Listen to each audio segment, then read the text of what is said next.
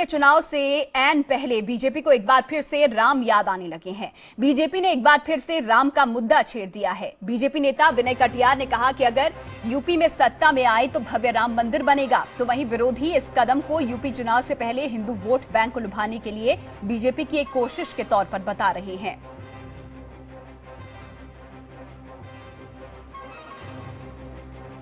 तो Hindu vote bank को लुभाने की कोशिश यहां पर की जा रही है।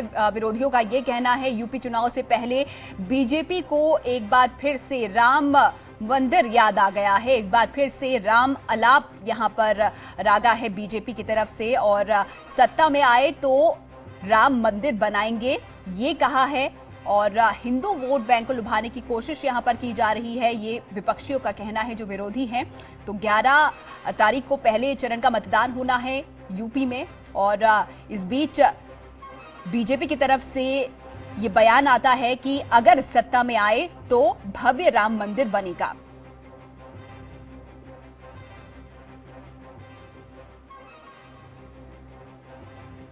राम मंदिर का इशू तो बड़ा पुराना है और इसको हर बार दोहराने की जरूरत है जब तक राम का मंदिर बन न जाए।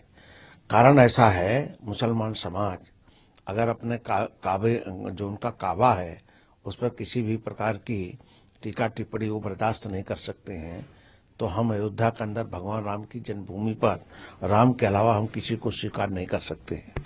ये राम की जन्मभूमि है, श्रद्धा और आस्था का सवाल है और ये जरूर बन करके रहेगा। दुनिया की कोई भी ताकत इसको रोक नहीं सकती। अखाड़ा परिषद का और सभी पूज्य संतों का आशीर्वाद भारतीय जनता पार्टी को प्राप्त है।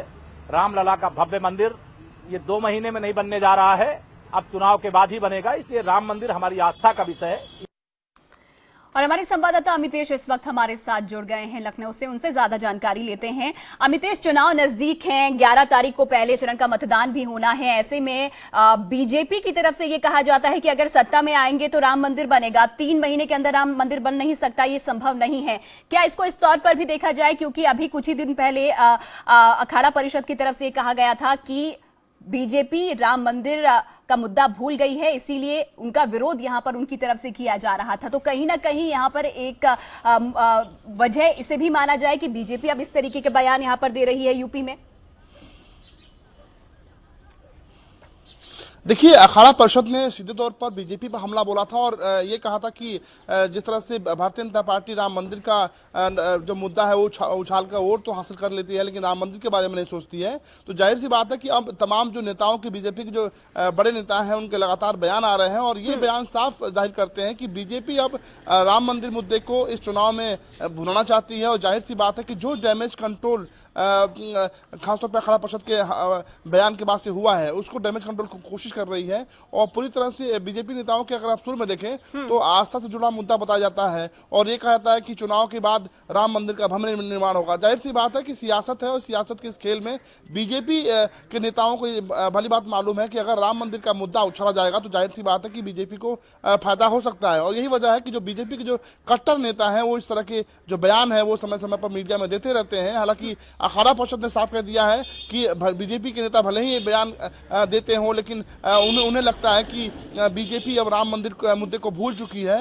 हालांकि ये जरूर बीजेपी के नेता कह रहे हैं कि एक बार फिर से राम मंदिर का जो मामला है वो चुनाव के बाद से राम मंदिर का निर्माण होगा। तो जाहिर सी बात है, सियासत है, सियासत के खेल में सियासत चल रही है। तो ऐसे में जो बयान आया है बीजेपी की तरफ से, क्या उस पर कोई प्रतिक्रिया आई है अमितेश अब तक?